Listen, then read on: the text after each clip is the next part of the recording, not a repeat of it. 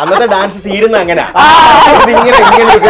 നമ്മുടെ മതത്തിൽ living together പറ്റുമോ എന്നൊക്കെ പറഞ്ഞു. ഞാൻ ഒരിക്കലും അതിനെ സപ്പോർട്ട് ചെയ്യുന്ന ആളല്ല.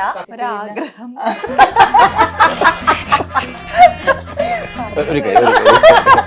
കൈതരിയൊന്ന്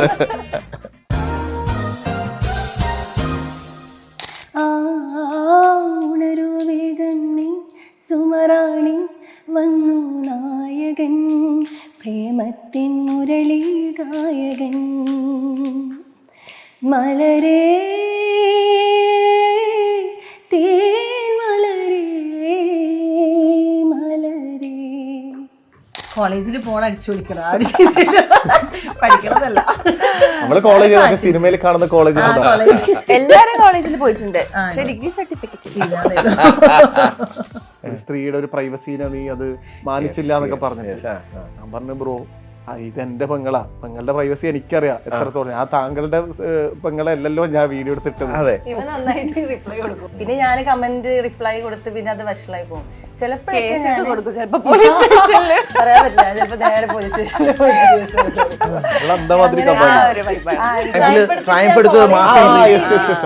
അതും സ്റ്റേജിന്റെ തൊട്ട് ഫ്രണ്ടില് പാർക്ക് ചെയ്തിട്ട് അവിടെ നിന്ന് ഇറങ്ങും. പിന്നെ അത് ഏത് സിംഗറെ അല്ലേ കോളേജുകളിൽ വിളിക്കുക. കോളേജ് ഇനാഗ്രേഷൻ അല്ലെങ്കിൽ കമ്മീഷൻ ഉണ്ട്.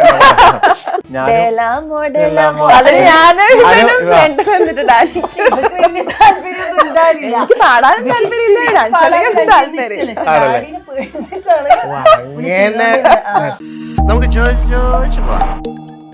So I am welcoming Saleel, Sajila. Hello, welcome. പറയൂ വിശേഷം ഇപ്രാവശ്യം ഈ വർഷം. കാരണം ഓരോ വർഷം ഓരോ കാര്യങ്ങൾ സംഭവിക്കുന്നു, ഓരോ പരിപാടികൾ. നിങ്ങളുടെ ആണെങ്കിലും പേഴ്സണലി ആണെങ്കിലും സോങ്ങുകൾ അല്ലെങ്കിൽ ഷോസ്, യൂട്യൂബ് കാര്യങ്ങളൊക്കെ. അപ്പോൾ ഇപ്രാവശ്യം എന്താണ്? ഇപ്രാവശ്യം കുറച്ചും കൂടിയും നമ്മളെല്ലാരും ഒന്നിച്ചിട്ട് കുറച്ച് കാര്യങ്ങൾ പ്രൊഡക്റ്റീവായിട്ട് ചെയ്യാനുള്ള പ്ലാനിങ്ങിലാണ്. യെസ്. അപ്പോ അതിന് നിങ്ങൾ നമ്മളെ വിളിച്ചല്ലോ, അതന്നെ വലിയൊരു കാര്യം. ഇപ്രാവശ്യത്തെ പെരുന്നാള് ഇന്റർവ്യൂവിന് ശേഷം ശംഭുവിനെ നല്ലോണം മിസ് ചെയ്ത്. അതല്ലേ. അപ്പൊ എങ്ങനെ പോകുന്നു ഷോപ്പും കാര്യങ്ങളും എല്ലാം? കാരണം ഈ ബിസി എന്ന് പറയുന്നൊരു പരിപാടി, പ്രത്യേകിച്ച് നമ്മളായിട്ട് തുടങ്ങിയൊരു പരിപാടി ഉണ്ടെന്നുണ്ടെങ്കിൽ അതൊരു വലിയ ടെൻഷനാണ്. ആണ്. എങ്ങനെ പോകുന്നു? നോക്കാൻ കുറച്ച് ആൾക്കാരുണ്ട്. മീൻസ് എൻ്റെ സിസ്റ്റർ ഇൻ ലോ ആണ് നോക്കുന്നത്. അപ്പൊ പിന്നെ ടെൻഷനില്ല, പുറത്തൊന്നും ആരും എടുക്കൂല, എല്ലാം നമ്മളെ വീട്ടിൽ തന്നെ ആൾക്കാരുണ്ട്. അതുകൊണ്ട് സമാധാനത്തിൽ ഷോസ് ഒക്കെ ചെയ്യാൻ പറ്റുന്നു. ഇപ്പം നോക്കുമ്പോൾ നിങ്ങൾക്ക് വ്ളോഗ് കൂടുതലായിട്ട് നമുക്ക് കാണാൻ പറ്റുന്നുണ്ട്. കാരണം ഇൻസ്റ്റയിലാണെങ്കിലും അല്ലെങ്കിൽ മിനി വ്ളോഗുകൾ. ഇപ്പൊ സലീലിന്റെ ആണെങ്കിൽ നമ്മൾ രാവിലെ എണീക്കുമ്പോ കാണാം 5:30 മണിക്ക് ഞാൻ സലീലോ 5:30 എണീക്കാൻ ചാൻസ് ഇല്ലല്ലോ, 4:30 6 മണി. അതിപ്പോ നോമ്പായതുകൊണ്ട് മാത്രം.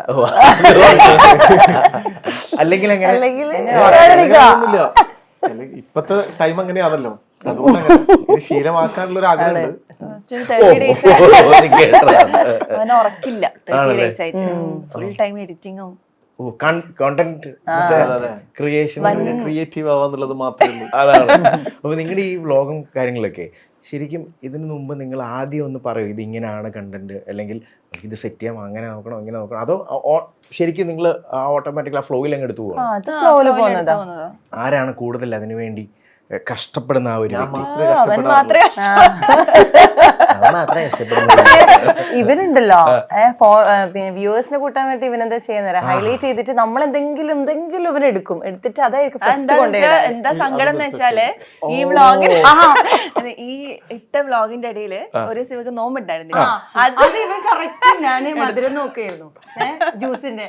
അത് നോമ്പിന്റെ സമയത്ത് അല്ല, നോമ്പില്ല, എനിക്കെന്താ നോമ്പില്ല. ഇവൻ എടുക്കുന്ന ഒരു വ്ളോഗ് എടുക്കുന്ന ആ ഒരു നോമ്പില്ല, ആ ഒരു ദിവസം മാത്രം നോമ്പില്ല. അല്ല, നമ്മള് പെണ്ണുങ്ങൾക്ക് എല്ലാവർക്കും നോമ്പ് എടുക്കാൻ പറ്റില്ലല്ലോ എല്ലാ ദിവസവും. അപ്പം അന്ന് നോമ്പില്ല. അപ്പൊ ഇവൻ എന്ത് ചെയ്ത് കറക്റ്റ് നമ്മൾ അറിയാത്ത സമയത്ത് ഞാൻ വെറുതെ ഷൂട്ട് ചെയ്ത് വന്നേരും. അറിയോ ഓ നോമ്പിന് ഇങ്ങനെ കുടിക്കുന്നത് ആ കണ്ടന്റ് അതില് 1 million 2 million അടിച്ചു. നല്ല റീച്ച് പോയി. ക്യാമറ എടുത്ത് വരുമ്പോ നമുക്ക് ടെൻഷനാ. ഇത് ഏതാണ് ഇനി പറയാ അല്ല ഇങ്ങനെ പറയേണ്ടി വരും അല്ലേ? എടുക്കുന്നതെന്ന് പറയാൻ പറ്റില്ല ഇവൻ. എന്നിട്ട് അതിന്റെ താഴെ കമന്റുകൾ എങ്ങനെ ഉണ്ടായിരുന്നു? കമന്റ്സ് ഞാൻ ഒന്നും സത്യം പറഞ്ഞില്ല, ഞാൻ കമന്റ് നോക്കാറില്ല. ആണല്ലേ? ഞാൻ കമന്റ് നോക്കിയിട്ടുണ്ടായിരുന്നു.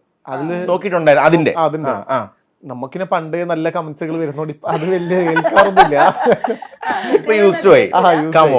പക്ഷെ ഞാനന്ന് മനഃപൂർവ്വം ഒരുത്തന്റെ ഒരു സംഭവത്തിൽ ഇങ്ങനെ പറഞ്ഞു, എനിക്കിപ്പോ എന്റെ പെങ്ങളായതുകൊണ്ട് എനിക്ക് അവക്കെന്ത് ഫീൽ വരും എനിക്കെന്ത് ഫീൽ ആണെന്ന് നമുക്കറിയാൻ പറ്റും. പുറത്തുനിന്നുള്ള ഒരാള് അപ്പൊ അങ്ങനെ ഒരു കമന്റ് ചെയ്ത് ഒരു സ്ത്രീയുടെ ഒരു പ്രൈവസീനെ നീ അത് മാനിച്ചില്ല എന്നൊക്കെ പറഞ്ഞിട്ട് ഞാൻ പറഞ്ഞു ബ്രോ ഇതെന്റെ പെങ്ങളുടെ പ്രൈവസി എനിക്കറിയാം എത്രത്തോളം. ഞാൻ താങ്കളുടെ പെങ്ങളെ അല്ലല്ലോ ഞാൻ വീഡിയോ എടുത്തിട്ടത്. ഇവൻ നന്നായിട്ട് റിപ്ലൈ കൊടുക്കും. അതിനൊരു സുഖമില്ലേ റിപ്ലൈ കൊടുക്കുമ്പോൾ? അത് നമ്മൾ റിപ്ലൈ കൊടുത്താൽ മതി.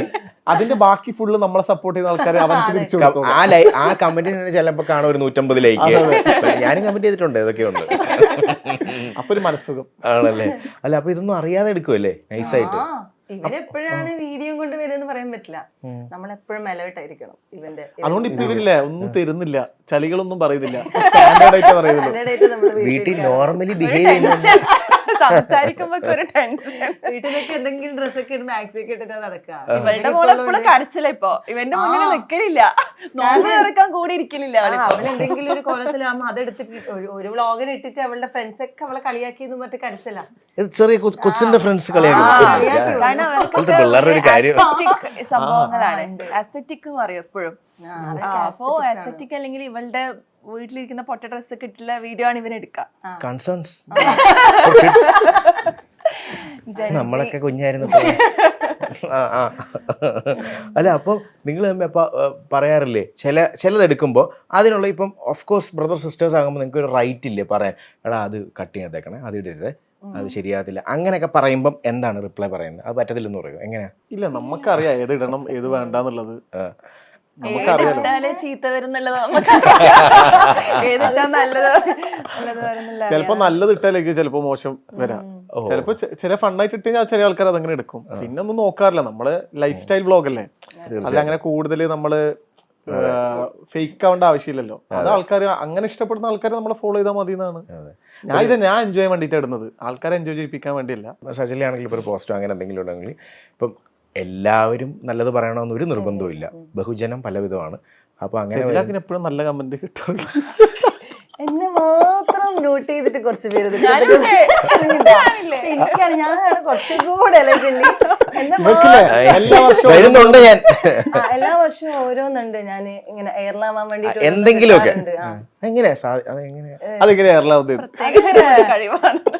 ഞാനൊന്നും ചിന്തിക്കാണ്ട് ഇങ്ങനെ സംസാരിക്കും. അപ്പം ഇപ്പൊ ലാസ്റ്റ് തന്നെ നമ്മളൊരു ഇന്റർവ്യൂല് ഞാൻ തമാശക്ക് ഒരു കാര്യം പറഞ്ഞതാ. അത് പക്ഷെ അതെടുത്തിട്ട് ഭയങ്കര ഉമ്മ ഒരു ദിവസം രാവിലെ വന്നിട്ട് നീ ഇങ്ങനെ പറഞ്ഞല്ലേ ഇന്റർവ്യൂല്, പിന്നെ കാരണം ഉമ്മയും എളാമൊക്കെ ഇങ്ങനെ പഴഞ്ചൻ ചിന്താഗതിയാണല്ലോ കുറച്ച്. ഞാൻ പറഞ്ഞു ഉമ്മ ഞാൻ അങ്ങനെയല്ല, ഞാൻ തമാശക്ക് പറഞ്ഞതാണ്, ഇപ്പോഴത്തെ ജനറേഷൻ എങ്ങനെയാണല്ലോ അങ്ങനെ ഉദ്ദേശിച്ച് പറഞ്ഞതാണ് എന്നൊക്കെ പറഞ്ഞ്. പക്ഷെ ഉമ്മമാർക്കാണ് ഭയങ്കര ടെൻഷൻ. പക്ഷെ ഞാനതൊക്കെ നെവർ മൈൻഡ് ആയിട്ടാണ്. അവരോട് പലരും ചോദിക്കുമ്പോഴും ഓരോ കമന്റ് ഒക്കെ അവരിരുന്ന് വായിക്കും. ഞാൻ നിങ്ങൾ വായിക്കണ്ട, ഞാൻ സത്യം പറഞ്ഞാൽ വായിക്കുമല്ലോ. എനിക്കെന്താ വെച്ചാൽ വായിക്കുമ്പോൾ ചിലപ്പോൾ ഞാൻ ഭയങ്കര ഹൈപ്പർ ആവും. പിന്നെ ഞാൻ കമന്റ് റിപ്ലൈ കൊടുത്ത് പിന്നെ അത് വഷളായി പോകും. ചിലപ്പോ പറയാൻ പറ്റില്ല, ചിലപ്പോ നേരെ പോലീസ് സ്റ്റേഷനിൽ പോയി എനിക്ക് അതുപോലെ ഞാൻ പിന്നെ ചിലതൊക്കെ ചില കമന്റ് ഒക്കെ എനിക്ക് ഭയങ്കര ഇറിറ്റേറ്റഡ് ആവും. അപ്പൊ ഞാൻ പേഴ്സണലി ഞാൻ അവന് മെസ്സേജ് അയക്കും ആ ഒരു ഇതിനൊക്കെ. അല്ലാണ്ട് ഞാൻ അധികം കമന്റ് നോക്കി ഇരിക്കാറില്ല. ആ പറഞ്ഞത് എന്ത് റിലേറ്റഡ് കാര്യമായിരുന്നു? ലൈക്ക് അത് പിന്നെ ഒരു ഫണ്ണി ക്വസ്റ്റ്യൻസ് പോലെ ഇങ്ങനെ ചോദിച്ചു, 60 സെക്കൻഡ്സിലുള്ള ക്വസ്റ്റ്യൻസ്. അപ്പം arranged marriage or living together എന്ന് വെച്ച്. അപ്പൊ ഞാൻ എന്തായാലും അറേഞ്ച്ഡ് മാരേജ് തന്നെ സപ്പോർട്ട് ചെയ്യുള്ളൂ. പക്ഷേ ഞാനൊരു ഫണ്ണി ആയിട്ട് ലിവിങ് ടുഗദർ ആണ് ഇപ്പം നല്ലതെന്ന് തോന്നുന്നു ഇങ്ങനെ പറഞ്ഞു. കാരണം അങ്ങനത്തെ ഒരു കോൺസെപ്റ്റിലാണ് എല്ലാവരും പോകുന്നത് എന്നുള്ളൊരു ഇതിൽ പറഞ്ഞതാ. അപ്പം അതെടുത്തിട്ട് ലിവിങ് ടുഗദർ, നമ്മുടെ മതത്തിൽ ലിവിങ് ടുഗദർ പറ്റുമോ എന്നൊക്കെ പറഞ്ഞു. ഞാൻ ഒരിക്കലും അതിനെ സപ്പോർട്ട് ചെയ്യുന്ന ആളല്ല. തട്ടിട്ടിട്ട് നമ്മൾ എന്തെങ്കിലും പറയുമ്പോ അവരുദ്ദേശിക്കുന്നതില്ലേ നമ്മള് അസ്സലാമു അലൈക്കും നമ്മൾ ഖുർആൻ ഓതുന്ന അതേ അവർ ഉദ്ദേശിക്കുന്നുള്ളൂ. പക്ഷെ നമ്മള് നമ്മളെ ലൈഫ് നമ്മൾ എന്താണെന്ന് അവർക്ക് അറിയില്ല ശരിക്കും. അപ്പൊ അവര് അത് പേഴ്സണലി ഞാൻ ലിവിങ് ടുഗദറിനെ സപ്പോർട്ട് ചെയ്യുന്ന ആളല്ല, പക്ഷെ ഞാനൊരു ഫണ്ണിയായിട്ട് അങ്ങനെ പറഞ്ഞേ ഉള്ളൂ. പക്ഷെ അത് പിടിച്ചിട്ട് ആഗ്രഹം ഒരു കൈതരിയൊന്ന് ലിവിങ് ടുഗദർ എന്ന് പറയുമ്പോഴേ നമ്മൾ പരസ്പരം കുറച്ചുകൂടെ അറിയാൻ പറ്റും, വേണ്ടെങ്കിൽ ഒഴിവാക്കാം അല്ലെ. പക്ഷെ നമ്മൾ മതത്തിൽ പറ്റാത്തതുകൊണ്ട് മാത്രമാണ് ഇത് രണ്ടാട്ടാ പിന്നെ കണ്ടാ, ഇതാണ് ഇവളുടെ പ്രശ്നം. ഇതിൽ ഏറ്റവും അടിപൊളിയായിട്ട് എനിക്ക് തോന്നുന്നത് കൗണ്ടർ. ശരിക്കും ഇപ്പൊ ഞാൻ നേരത്തെ ഇൻട്രോയിൽ പറഞ്ഞ പോലെ തന്നെ നിങ്ങൾ ഫാമിലി നോക്കുമ്പോൾ തന്നെ ഇപ്പം കണ്ണൂർ സലീം എന്ന് പറയുന്ന വ്യക്തി അല്ലെങ്കിൽ ആ ഒരു ബ്രാൻഡ് തീർച്ചയായിട്ടും അങ്ങനെ പറയാം, ഒരു ബ്രാൻഡ്. അപ്പോൾ അതുകൊണ്ട് തന്നെ നിങ്ങൾക്കത് വളരെ യൂസ്ഫുൾ ആയിട്ടുണ്ട്. നിങ്ങളും വളരെ ഗംഭീര ആർട്ടിസ്റ്റുകൾ എന്നുള്ള രീതിയിൽ വരുമ്പോൾ പല സ്റ്റേജിൽ പെർഫോം ചെയ്യുന്നു, അല്ലെങ്കിൽ ഫാദറിൻ്റേതായ ഒരു ഒരു ഒരു ഒരു പ്രിവിലേജ് തീർച്ചയായിട്ടും ഉണ്ട്, പ്ലസ് നിങ്ങളുടെ ഇതും. അപ്പോൾ ഏതെങ്കിലും ഇപ്പോൾ സ്റ്റേജുകളിൽ പോകുമ്പോൾ വളരെ ഹാപ്പിനെസ്സിൽ കിട്ടുന്നതിലുപരി എന്തെങ്കിലും ഒരു വെല്ലുവിളി നിങ്ങൾക്ക് അല്ലെങ്കിൽ ഒരു ചാലഞ്ച് എന്താണ് നിങ്ങൾ ഫേസ് ചെയ്യുന്നത്? നമ്മൾ നമ്മുടേതായ രീതിയിൽ നമ്മളെ ടാലന്റ് കാണിക്കുക എന്നുള്ളതാണ്. നമ്മളെക്കാളും പാടുന്ന എത്രയോ സിംഗേഴ്സ് ഉണ്ടാവും, പക്ഷെ അവർക്ക് ഇത്രയും ഒരു ഫെയിമോ അല്ലെങ്കിൽ ആൾക്കാരുടെ ഒരു സ്നേഹം കിട്ടണമെന്നില്ല. പക്ഷെ അതിൽ നമ്മൾ ഭാഗ്യവാന്മാരാണ്. ചിലപ്പോ കണ്ണൂർ സലീം എന്നുള്ള ഒരു ഗായകന്റെ മക്കളായത് കൊണ്ടായിരിക്കാം. ഇതുപോലെ കുറെ ആർട്ടിസ്റ്റുകളുടെ മക്കളായിട്ട് ആ പ്രൊഫഷണലി ലൈഫ് മുന്നോട്ട് പോകാൻ വെച്ചാൽ ഭയങ്കര ഒരു കുറച്ച് ആൾക്കാർ മാത്രമേ ഉള്ളൂ. ഇപ്പോഴും നമ്മള് കൺസിസ്റ്റൻസി, അതെ ഇപ്പോഴും നമ്മളെ ഉപ്പ തുടങ്ങി വെച്ചെടുത്തുനിന്ന് ഇതുവരെ അവസാനിപ്പിക്കാതെ നമുക്ക് ലൈഫ് ഇങ്ങനെ മുന്നോട്ട് പോകാൻ പറ്റും. അത് പാട്ടുകൊണ്ട് മാത്രം. അത് ശരിക്കും ഭയങ്കര സാറ്റിസ്ഫാക്ഷൻ ആയിട്ട് നമ്മുടെ ലൈഫ്. എവിടെയും ഒരു ബ്ലോക്ക് വന്നിട്ടില്ല. നമ്മള് എത്രയോ വർഷങ്ങളായി നമ്മൾ ഈ ഫീൽഡിൽ തന്നെ നിൽക്കാണ്. ഒരു സമയത്തും നമുക്ക് പ്രോഗ്രാം ഇല്ലാണ്ടായിട്ടില്ല, അല്ലെങ്കിൽ അങ്ങനെ ഒരു സ്റ്റേജ് അതെ ഇതുവരെ വന്നിട്ടില്ല. മുന്നോട്ട് പോകുന്തോറും ആക്സെപ്റ്റൻസ് കൂടുന്നേ ഉള്ളൂ. പിന്നെ അവര് നന്നായിട്ട് പാടുന്നുണ്ടല്ലോ, നമുക്ക് അത്രയും പാടാൻ പറ്റുന്നില്ലല്ലോ നമ്മളാരും അങ്ങനെ ഒരു ഈഗോ ഉള്ള ഒരു ആൾക്കാരല്ല. അത് ചെയ്യാറില്ല. ഒരു ഗുണം കൊണ്ടായിരിക്കും നമ്മുടെ ഷോസിനൊക്കെ ഒരുപാട് നന്നായി നമുക്കായിട്ട് പാടുന്നവർക്കാണ്. അപ്പൊ നമുക്കൊക്കെ അത് ആസ്വദിക്കാനാ തോന്നാറ്. ഒരു ഈഗോ അങ്ങനത്തെ ഒന്നും അങ്ങനെ അൽഹംദുലില്ലാ അങ്ങനെ തോന്നാറില്ല. നമ്മൾ പെർഫോം ചെയ്യുമ്പോൾ നമ്മളെ ആൾക്കാരെ കയ്യിലെടുക്കാന്നുള്ള ഒരു മൈൻഡ് മാത്രമേ ഉള്ളൂ. ഇപ്പൊ നിങ്ങള് എങ്ങാനും കുഞ്ഞു ടൈമിലൊക്കെ ഇപ്പൊ പാട്ട് പഠിക്കാനുള്ള ഇതുണ്ടെങ്കിലും ചിലപ്പോൾ കുഞ്ഞായിരിക്കും മടികളുണ്ടാവുമല്ലോ. അപ്പൊ ആ സമയത്ത് പാപ്പയുടെ ഒക്കെ ഫ്രണ്ടിൽ പെട്ടുപോയാൽ അവിടെ പിടിച്ചിരുത്തും, പിന്നെ ഒരു 1-2 മണിക്കൂർ പോക്കാന്നൊക്കെയുള്ളു. അങ്ങനെ ഇഷ്ടം പോലെ ഡാഡി എപ്പോഴും രാത്രി ഇരിക്കും പാടാനായിട്ട്. ഡാഡിന്റെ ഫ്രണ്ടൊക്കെ വന്നാല് ഡാഡിന്റെ ടൈം രാത്രിയാണ്, ഇങ്ങനെ ലേറ്റ് ആയിട്ട് ഇങ്ങനെ സലീലിന്റെ പോലെ. സെലീനായിരിക്കും തബല വെക്കാനുണ്ടാവും ഡാഡി പാടുമ്പോ. നീ ഗിറ്റാറ് ഇവള് പക്ഷെ കൂടുതൽ പാടാനാണ് ഇവള് ഡാഡി ചൂസ് ചെയ്യല്. അവിടെ ഇരുന്നാ പിന്നെ കൊറേ മണിക്കൂർ ഇങ്ങനെ ഇപ്പൊ ഇവിടെ എണീക്കാ പോവാനും പറ്റില്ല, എങ്ങനെങ്കിലും ഒന്ന് സ്കൂട്ടാൻ വിചാരിക്കും. പറ്റാ അതാണെങ്കിലേ വീടിന്റെ ഹാളിന്റെ സെന്ററിൽ അവിടെ അങ്ങോട്ടും ഇങ്ങോട്ടും പോകാൻ പറ്റില്ല. വേറെ വഴിയില്ല. പോകണമെങ്കിൽ ഹാളിലൂടെ പോകണം, അല്ലെങ്കിൽ എവിടെ പോകണമെങ്കിലും ഹാളിൽ ടച്ച് ചെയ്തിട്ടേ പോകാൻ പറ്റുള്ളൂ. അവിടെ തന്നെ ഡാഡി എന്നിട്ട് ഇങ്ങനെ കുറെ നേരം ഇരുത്തി ഇരുന്ന് പിന്നെ പഴയ പാട്ടുകളൊക്കെ ഡാഡി കുറേ പാടും. പിന്നെ ഡാഡിക്ക് ഇഷ്ടമുള്ള കുറേ പാട്ട് പാടിപ്പിക്കും. അങ്ങനെയൊക്കെ പിന്നെ പാടി ശരിയായിട്ടില്ലെങ്കിൽ അവിടുന്ന് പാടി പഠിച്ചിട്ടേ വിടുള്ളൂ. ഇഷ്ടം പോലെ സലീൽ തബലയാണല്ലേ. എത്ര നന്നായി പാടിയാലും ഡാഡിക്ക് ഒരു ഇത് വരൂല. അങ്ങനെയാണ് പൊതുവെ. ഇങ്ങനെ തന്നെയല്ലേ ഡാഡി പാടിയത്, അങ്ങനെയല്ല ഇങ്ങനെ അങ്ങനെ തന്നെയല്ലേ പാടിയത്. അതിൽ ഏറ്റവും കൂടുതൽ അല്ലെങ്കിൽ പെട്ടുപോയി അല്ലെങ്കിൽ ഏറ്റവും കൂടുതൽ വഴക്ക് കിട്ടിയിട്ടുള്ളത് ആർക്കാ? അത് പാട്ടിലല്ല, രാത്രിയൊക്കെ ക്രിക്കറ്റ് കളിക്കാൻ പോകും. അപ്പൊ പണ്ട് അപ്പൊ എപ്പോഴും രാത്രിയില് രാത്രി ലേറ്റ് ക്രിക്കറ്റ് കളിക്കാനാണ് പോകുന്നതെന്ന് അറിയില്ല. അപ്പൊ എപ്പോഴും ഡാഡിന്റെ മുന്നിൽ ഇപ്പോഴത്തെ കാര്യമല്ലല്ലോ പറയുന്നത്. ഇപ്പൊ ഒന്നുമില്ല, ജീവിതം പണ്ട്. അപ്പൊ നമ്മളിങ്ങനെ ഉറങ്ങാൻ കിടക്കുമ്പല്ലോ എന്തെല്ലോ ഒച്ചപ്പാട് ഗുൽമാലെല്ലാം ഉണ്ടാവും കേൾക്കുന്നത്. ഗുലുമാൽ നോക്കുമ്പോ ഉണ്ടാവും ഡാഡി ഉണ്ടാവും ഇവനടിക്കാൻ പോകുന്നു, ഉമ്മ ഉണ്ടാവും പിടിച്ചിരിക്കുന്നത്. അല്ലോ കുലുമാലും പടയൊക്കെ നോക്കുമ്പോ ഇവൻ ക്രിക്കറ്റ് കളിക്കാൻ പോയി. ലേറ്റ് ആയിട്ട് വരും ഡാഡിക്ക് വേഗം വരണം. ഇവന് ശിവനാണെങ്കിൽ എപ്പോ ലേറ്റ് ആയിട്ട് വരും. വീട്ടിലെപ്പോഴും ഡാഡി വാപ്പ ആ ടൈമില് നിങ്ങളെ കോമ്പറ്റീഷന് അല്ലെങ്കിൽ പാട്ട് മത്സരങ്ങൾ അങ്ങനെയുള്ള മൈൻഡ് ഉണ്ടായിരുന്നു, അല്ലെങ്കിൽ സ്കൂളിൽ പെർഫോം ചെയ്ത് നിങ്ങൾക്ക് ഫസ്റ്റ് കിട്ടണം അങ്ങനെ ഒരു, അതോ അതൊന്നും അല്ല ആ കാര്യങ്ങൾ. എനിക്ക് തോന്നുന്നു സ്കൂളിൽ ഏറ്റവും കൂടുതൽ ഇത് ഉമ്മാക്കാണ്. ഫസ്റ്റ് വാങ്ങിക്കണം, യൂത്ത് ഫെസ്റ്റിവലിന് പോകണം, അതൊക്കെ ഉമ്മാക്കാ ഭയങ്കര ഇത്. ഡാഡിക്ക് അത്ര അങ്ങനെ ഡാഡി ബോധർ ചെയ്യുകയില്ല അല്ലെ അതൊന്നും. അങ്ങനത്തെ ഇല്ല. ഫസ്റ്റ് ആണെന്ന് കിട്ടിയ സന്തോഷം. എല്ലാവരും അതിനെ പറ്റി പക്ഷെ ചോദിക്കല്ലോ. എല്ലാത്തിനും ഫസ്റ്റ് അടിച്ചിട്ടുണ്ട് കേട്ടാ. നമ്മള് 4 പേരും ഇവര് യൂത്ത് ഫെസ്റ്റിവലിന് പണ്ടൊരു ഭയങ്കര തരംഗായിരുന്നു. എല്ലാ യൂത്ത് ഫെസ്റ്റിവലിലും കണ്ണൂർ സലീമിന്റെ 2 മക്കളും പേപ്പറാണല്ലോ. ഇവര് രണ്ടാള് ഫോട്ടോ ഒക്കെ വെച്ച് മറ്റേ ബോയ്സിന്റെ സലീജും ഇവര് രണ്ടാൾ മാപ്പിളപ്പാട്ടിന് എത്രയോ 4-5 വർഷം കണ്ടിന്യൂസ്. ഞാനും സലീജുണ്ടാണ്. ഗേൾസിൽ ഞാനായിരുന്നു. നമ്മളൊക്കെ മാപ്പിളപ്പാട്ടിന് പോകുമ്പോ എല്ലാരും ഒരു പേടി സ്വപ്നമായിരിക്കും ഇവര്. ഇവരുണ്ട് എന്നാ ഇന്ന് നമ്മള് നോക്കാം. സജിലയുണ്ട്. അങ്ങനെയൊക്കെയാണ്. അതൊരു ടൈമായിരുന്നു. അതിനുശേഷം ചേച്ചിക്കും കിട്ടിയല്ലേ? ചേച്ചിക്ക് കുറെ അടുപ്പിച്ച് കിട്ടി. ഇവരെ കുറവാണ് എനിക്ക് കിട്ടിയത്. എനിക്കെന്തോ ഭാഗ്യത്തിനില്ല, ലാസ്റ്റ് ഒരു പ്രാവശ്യം സ്റ്റേജിൽ പോകാൻ പറ്റി. ഞാൻ ഇവരെ കൂട്ടത്തിൽ ഏറ്റവും പാടത്ത ഞാനാ. ഇവനായിരുന്നു കുറച്ചുകൂടെ ഒതുങ്ങിയത്. അല്ല എനിക്കൊന്നും പക്ഷെ യൂത്ത് ഫെസ്റ്റിവലിൽ ഏറ്റവും കുറച്ച് പ്രൈസ് കിട്ടി എനിക്കാന്ന് തോന്നുന്നു. എനിക്ക് മാപ്പിളപ്പാട്ടിന് കിട്ടാറുണ്ട്. എനിക്ക് മാപ്പിളപ്പാട്ടിന് കിട്ടാറില്ല. എനിക്ക് ഉറുദു ഗസലിനൊക്കെയാണ് ഞാൻ പോയി. ഗസൽ എന്താ വെച്ചാല് വീട്ടിൽ നിന്ന് ഒരു പ്രാവശ്യം ഉമ്മ പറഞ്ഞ ഓർമ്മയുണ്ട്, സജിലയും സലീജും ഇനിയും പത്രത്തിൽ ആരും ഫോട്ടോ ഒന്നും വരൂല. നിങ്ങൾക്ക് ഇവരൊപ്പം മറ്റേ ചടിപൊടിയാ. പക്ഷെ പിറ്റത്തെ വർഷം സംഭവം പത്രത്തിൽ വന്നു. നമ്മളോട് കളി പിന്നല്ല. ഇപ്പൊ എല്ലാരും സെലിബ്സ് ആയിട്ട് ഇരിക്കുന്നു അല്ലേ? നമ്മളെ രണ്ടാളും കാര്യത്തിൽ വലിയൊരു ഹോപ്പ് ഉണ്ടായിരുന്നില്ല ഡാഡിക്കും ഇയാക്കും. പക്ഷെ നമ്മളിപ്പോ ഫുൾ ആക്ടിവിറ്റി ഇരിക്കുന്നു എല്ലാ രീതിയിലും. ബൈക്ക് റൈഡ്, ഡാൻസ്, കോളേജിൽ പാട്ട് പാടാൻ പോകുന്നു. എനിക്ക് ഇഷ്ടമില്ല. ഫോർ വീലർ ഓടിക്കല്ലേ? പിന്നെ മറ്റേ കോളേജില് മറ്റേ എൻട്രി, മാസ് എൻട്രി, ഞാനും കണ്ടിട്ടില്ല. ട്രയംഫ് എടുത്ത് മാസ് എൻട്രി, അതും സ്റ്റേജിന്റെ തൊട്ട് ഫ്രണ്ടില് പാർക്ക് ചെയ്തിട്ട് അവിടെ നിന്ന് ഇറങ്ങി. ബ്രോ അല്ലേ? അതെ അതെ. കോളേജുകളിൽ സജിലാരെ വിളിക്കുക. അടുത്ത കോളേജ് ഇനാഗ്രേഷൻ അല്ലെങ്കിൽ കമ്മീഷൻ ഉണ്ട്. എത്ര ഓക്കെ. ഇപ്പൊ നിങ്ങൾ പാടുന്ന ആ ടൈമിൽ പാടുന്ന പാട്ടുകളിൽ വാപ്പയ്ക്ക് ഏറ്റവും കൂടുതൽ ഇഷ്ടപ്പെട്ട പാട്ട് ഏതായിരുന്നു നിങ്ങൾ പാടുന്നതിൽ? അല്ലെ ഓരോരുത്തർക്കും ഓരോ പാട്ടുകൾ ഉണ്ടാവാം, അല്ലെങ്കിൽ ഇപ്പം സലീൽ പാടുന്ന ഇന്ന സോങ് ആയിരിക്കും വാപ്പയ്ക്ക് ഏറ്റവും ഇഷ്ടം. അങ്ങനെ ഉണ്ടാവുമല്ലോ. എന്നെ പാടിപ്പിച്ചത് അല്ല, മേരാ ജൂത്താ ജപ്പാൻ എപ്പോഴും പാടിക്കൂ. ശരിയാത്തോണ്ടാന്ന് തോന്നുന്നു എപ്പോഴും. അതായിരുന്നു ഓന്റെ ലിസ്റ്റ്.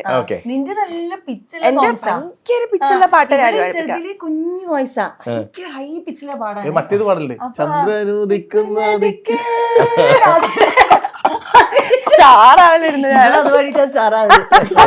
കുഞ്ഞു വോയിസും ഹൈ പിച്ചിലുണ്ടാവും. പഴയ മാപ്പിളപ്പാട്ട് അല്ല, മാപ്പിളപ്പാട്ടല്ല, ഫിലിം സോങ് ഉണരൂ വേഗം നീ, അതൊക്കെയായിരുന്നു എന്റെ ഫസ്റ്റ് സോങ്. അപ്പൊ നമുക്ക് ആ പാട്ടൊന്ന് കേൾക്കാം. ഒരു വേഗം നീ അല്ല, ഏതെങ്കിലും ഇഷ്ടപ്പെട്ട സജിലി ഫേവറേറ്റ് അന്നത്തെ സോങ്, ഇപ്പോഴത്തെ അല്ല പറയുന്നത്, അന്ന് ഏറ്റവും കൂടുതൽ പാടിക്കൊണ്ടിരുന്ന എല്ലാ വാപ്പയ്ക്കൊക്കെ ഇഷ്ടപ്പെട്ട, വാപ്പയ്ക്കൊക്കെ ഇഷ്ടപ്പെട്ട ഒരു സോങ്. ഇങ്ങനെ സജിലയോടെ വേറെ കാര്യം വരുമ്പോ വണ്ടി തരുമ്പോ ഇന്ന് നമുക്ക് വെറൈറ്റി വേറെ പാട്ടൊക്കെ മറ്റേ ഇന്റർവ്യൂല് പാടിയ പാട്ടൊന്നും നമ്മളോടാ അല്ലേ? അതല്ലേ ഞാൻ നൊസ്റ്റാൾജിയയിലോട്ട് കൊണ്ടുപോയത്.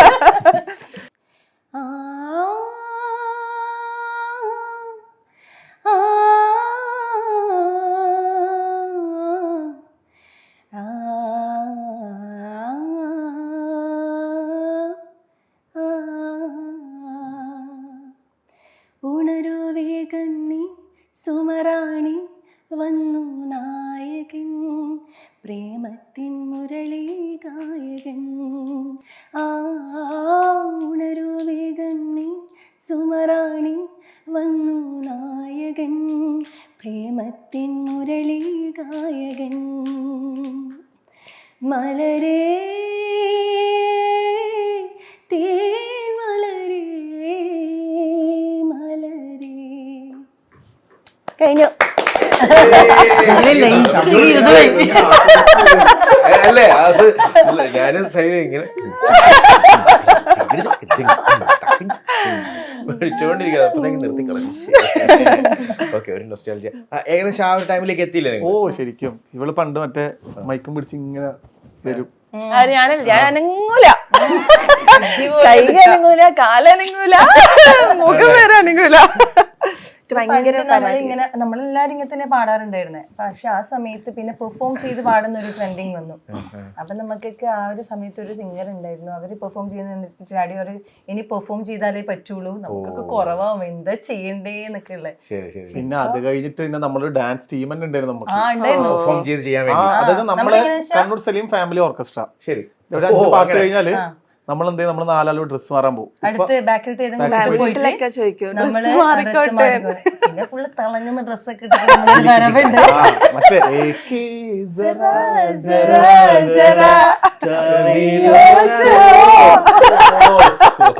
ലാസ്റ്റ് ആ പാട്ടിലൊരു സെലീജ് കൂടി ഉണ്ടെങ്കിൽ നമ്മള് കാണിച്ചു തരും. സെലീജ് ഇവന് പിന്നെ ഞാൻ എവിടെയാണ് നീ സെന്ററിൽ ഇങ്ങനെ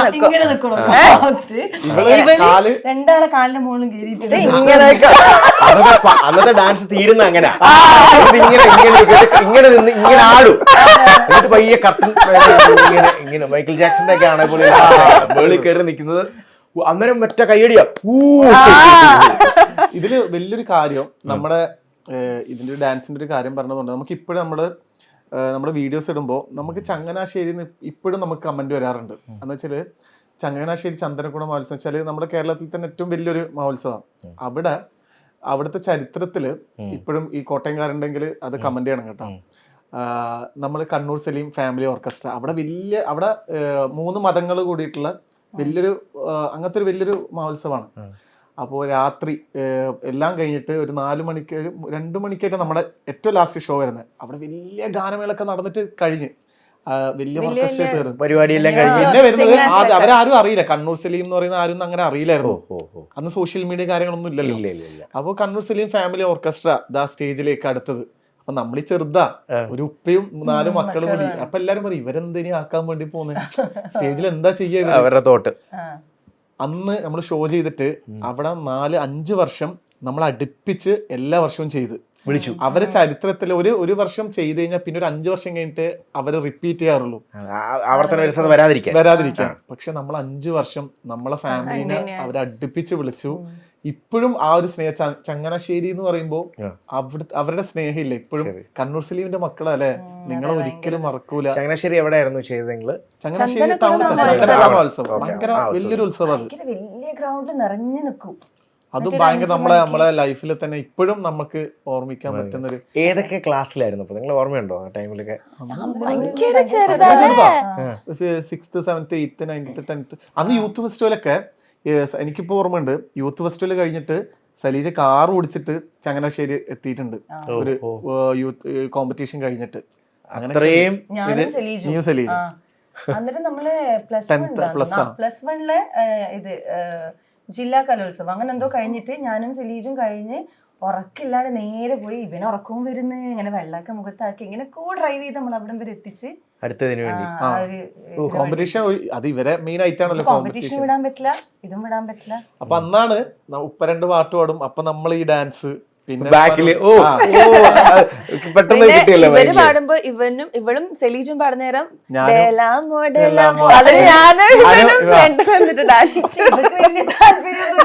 എനിക്ക് പാടാനും താല്പര്യമില്ല,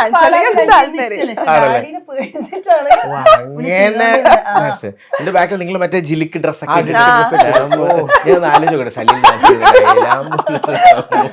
അതൊക്കെ ജനങ്ങൾ ഭയങ്കര എൻജോയ് ചെയ്തിട്ടുണ്ടായിരുന്നു. അതൊക്കെ ആയിരിക്കും ഇപ്പോഴും നമ്മള് എന്താ ഈ പ്രൊഫഷൻ കൊണ്ടുപോകാൻ പറ്റുന്നത്. അന്നേരം അതൊക്കെ ചെയ്തോടെ ഇപ്പൊ നമുക്ക് സ്റ്റേജില് ഒന്നും ചെയ്യാൻ മടിയില്ല. ഇതൊന്നും ഇപ്പത്തെ ആൾക്കാർക്ക് അറിയില്ല. നമ്മൾ ഇത്രയും പണ്ട് മുതലേ നമ്മളിങ്ങനെ ചെയ്ത് വന്നു എന്നുള്ളത്.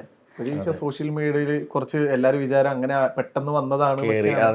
അതിനൊരു ടൈം എടുത്ത് പയ്യെ gradual growth, always study consistency maintain ചെയ്ത് പോകുന്നതിന് എപ്പോഴും ഒരു നിലനിൽപ്പുള്ളൂ ബിലീവ് ചെയ്യുന്ന ഒരാളാണ് ഞാൻ. പെട്ടെന്നൊരു ഓവർ ദ നൈറ്റ് വന്നതിൽ എനിക്കതിൽ വലിയ ഇതില്ല. ഓക്കെ, അപ്പം സജില നെക്സ്റ്റ് എന്താ നീ ഒന്ന് ചോദിക്കാൻ? എക്സ്പീരിയൻസ് അല്ല ആ സോങ് നെക്സ്റ്റ് സോങ് മോനെ മേല് പാടുന്ന അത് കൊള്ളാം, അതെനിക്ക് ഇഷ്ടപ്പെട്ടു. വിളിച്ചില്ലല്ലോ ബാപ്പ വിളിച്ചില്ലല്ലോ ഫോണ് വിളിച്ചില്ലല്ലോ എന്റെ പുന്നാര ബാപ്പ.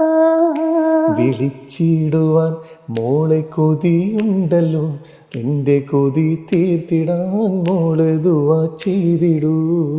കളിച്ചതല്ലേ ബാപ്പ ചിരിച്ചതല്ലേ പൊട്ടിക്കരഞ്ഞും കൊണ്ടന്ന് ബാപ്പ പിരിഞ്ഞതല്ലേ.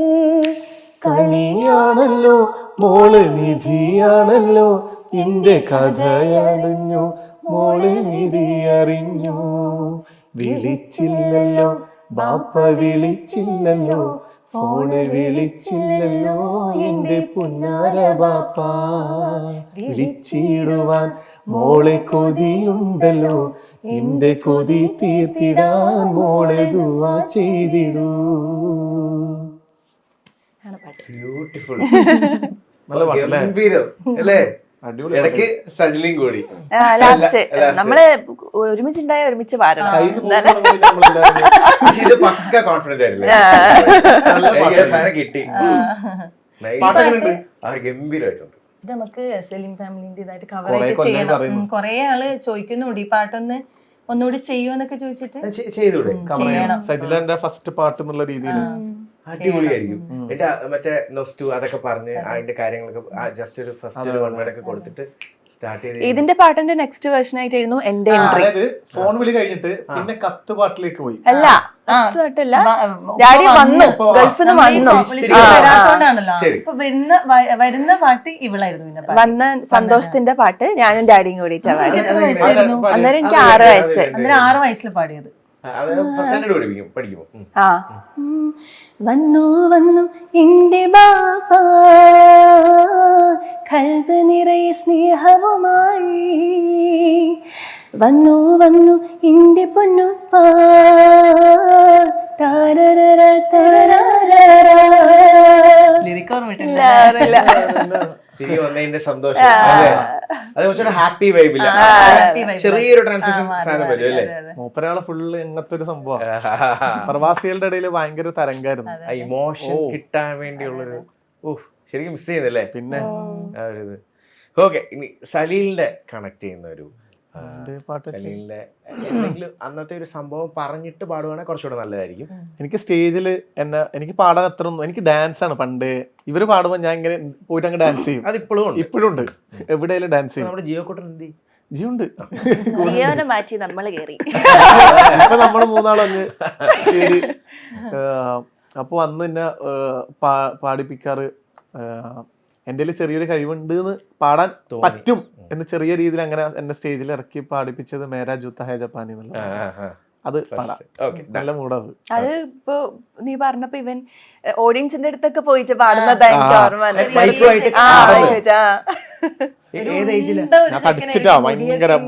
ഉണ്ട ചെക്കനാണ്, മുടിയൊക്കെ ഇങ്ങനെ ഇങ്ങനെ ലോങ് ഹെയർ ഒക്കെ പണ്ടത്തെ ഷാറുഖ് ഖാന്റെ ഹെയർ ഇല്ലേ, ഹെയർ ആയിരുന്നു. പക്ഷെ ഉണ്ടയായിട്ട് അങ്ങനെ മൈക്ക് എടുത്തിട്ട് മേരാ ജൂത്താ ഹേ ജപ്പാനി യേ പത്ലൂൻ इंग्लिस्तानी सर पे लाल टोपी रोजी फिर भी दिल है हिंदुस्तानी मेरा जूता है जापानी ये पतलून इंग्लिस्तानी सर पे लाल टोपी रोजी फिर भी दिल है हिंदुस्तानी मेरा जूता है जापानी. എഡ്യൂക്കേഷൻ എന്നുള്ള രീതിയിൽ കംപ്ലീറ്റ്ലി ഒരുപാട് അങ്ങനെ കംപ്ലീറ്റഡ് ആയിട്ടില്ല. പക്ഷെ അപ്പം അതിന് കുറച്ച് പേര് കമൻറ്റ് ചെയ്യാൻ കണ്ടിട്ടുണ്ട്, അപ്പോൾ പഠിക്കാനുള്ള മൂടും പോയി, ഇവരിപ്പോൾ അടിപൊളിയായി, ഇനിയിപ്പോൾ ഞങ്ങൾ എന്തിനാ എവിടെയോ ഞാൻ കണ്ടിട്ടുണ്ട്. കാണാം, പഠിച്ചില്ലെങ്കിലും കുഴപ്പമൊന്നുമില്ല, ഇപ്പോൾ കണ്ടില്ല ഇവരിപ്പോൾ വലിയ ഇതായി, അങ്ങനെ അപ്പോൾ പഠിക്കാനുള്ള മൂഡ്. അപ്പോൾ അങ്ങനെ ഒരു കമൻറ്റോ കാര്യങ്ങളോ വരുമ്പോൾ നിങ്ങൾ കണ്ടിട്ടുണ്ടാവാം കേട്ടോ ഇങ്ങനെ വന്നിട്ടുള്ളത്. അപ്പൊ അതിനെന്താ ആക്ച്വലി പറയാനുള്ളത്? അല്ലെങ്കിൽ എഡ്യൂക്കേഷൻ ഈസ് ഇമ്പോർട്ടന്റ് ആണ് എഡ്യൂക്കേഷൻ. പക്ഷെ നമ്മൾ ഇങ്ങനെ ഒരു ടാലന്റ് കിട്ടിയത് കൊണ്ട് മാത്രമാണ് അല്ലേ? എനിക്ക് തോന്നുന്നു ഇപ്പൊ എഡ്യൂക്കേഷൻ ഇമ്പോർട്ടന്റ് ആണ്. നമ്മളെ മക്കളെ പഠിപ്പിക്കുമ്പോൾ നമുക്ക് തോന്നാറുണ്ട് എഡ്യൂക്കേഷൻ വേണം, പക്ഷെ നമുക്കൊരു ടാലന്റ് ഉണ്ടെങ്കിൽ ആ ടാലന്റ് മുന്നോട്ട് കൊണ്ടുപോകാൻ പറ്റുന്ന രീതിയിലാണ് കൊണ്ടുപോകാന്നുള്ളതാണ്. കാരണം ആ ഒരു സന്തോഷം നമുക്ക് വേറെ എന്ത് ചെയ്താലും നമുക്ക് കിട്ടൂല. ഇപ്പൊ നമ്മൾ പഠിച്ചിട്ട് എന്തെങ്കിലും ആയിട്ടുണ്ടെങ്കിൽ നമ്മൾ ഈ പാടുന്ന നമ്മൾ ഓരോ സ്റ്റേജിൽ പോകുമ്പോൾ നമുക്ക് ഓരോ എക്സ്പീരിയൻസ് ആണ്. ഈ ഒരു സന്തോഷം വേറെ ഒരു ഫീൽഡിനും പ്രൊഫഷനും ഉണ്ടെന്ന് നമുക്ക് തോന്നുന്നില്ല.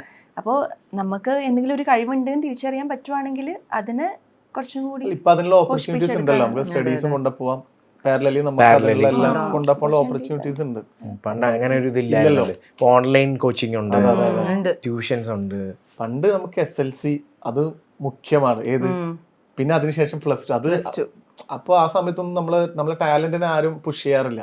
ശരി, പണ്ടത്തെ പാരന്റ്സ് ഡിഗ്രി എന്നുള്ള ഭാഗം അത് പിന്നെ നമ്മൾ തിങ്ക് ആ സമയത്ത് ചിലപ്പം കോളേജിൽ പോയിട്ടുണ്ട്. കോളേജിൽ പോണ അടിച്ചു വിളിക്കണം, പഠിക്കണതല്ല. നമ്മള് കോളേജ് സിനിമയിൽ കാണുന്ന കോളേജ് എല്ലാരും കോളേജിൽ പോയിട്ടുണ്ട്, പക്ഷെ ഡിഗ്രി സർട്ടിഫിക്കറ്റ് ഇല്ല. അതെന്തുകൊണ്ടാണ് ഇല്ലാത്തത്? വേണ്ടത് അതിന് എല്ലാരും ഞാൻ അതിന്റെ ഇടയിലാണ് റിയാലിറ്റി ഷോയിൽ പോയത്. കാരണമായി ഇവളുടെ എന്താന്ന് എനിക്കറിയാം. ഞാനും തന്നെ,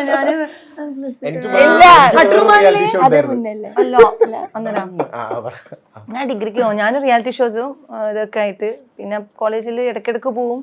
പിന്നെ ബ്രണ്ണൻ കോളേജിൽ. പക്ഷെ എനിക്ക് നല്ല കോളേജിൽ എന്നെ പഠിക്കണമെന്നുണ്ടായിരുന്നു. എനിക്ക് നല്ല മാർക്കും ഉണ്ടായിരുന്നു, +2 ഡിസ്റ്റിങ്ഷൻ ഉണ്ടായിരുന്നു. അതുകൊണ്ട് എനിക്ക് ഞാൻ പറഞ്ഞത് എന്താണെന്ന് വെച്ചാല് നല്ല മാർക്ക് ഉണ്ടെങ്കിലല്ലേ ഡിസ്റ്റിങ്ഷൻ ഉണ്ടായിരുന്നു. എന്നാലല്ലേ നമുക്ക് നല്ല കോളേജ് കിട്ടുള്ളൂ. അതാണ് ഞാൻ പറഞ്ഞു വന്നത്. അല്ലാണ്ട് ഞാൻ എനിക്ക് ഡിസ്റ്റിങ്ഷൻ ഉണ്ട് എന്നല്ല പറഞ്ഞത്. അല്ല, എനിക്ക് ഞാൻ പറയാൻ കാരണം ആണ് ഡിസ്റ്റിങ്ഷൻ എനിക്ക് കിട്ടിയിട്ടില്ലല്ലോ. കിട്ടിയില്ല.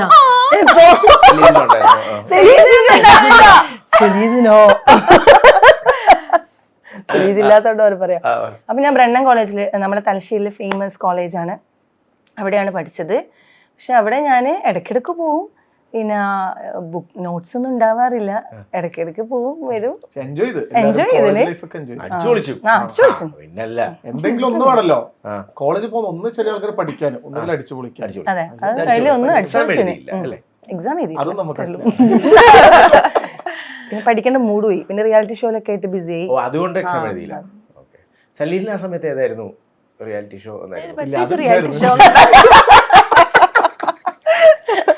അന്ന് റിയാലിറ്റി ഷോ ഉണ്ട്, നിങ്ങൾക്കൊന്നും അറിയില്ല. ശരിക്കും റിയൽ ആയിരുന്നു അത്.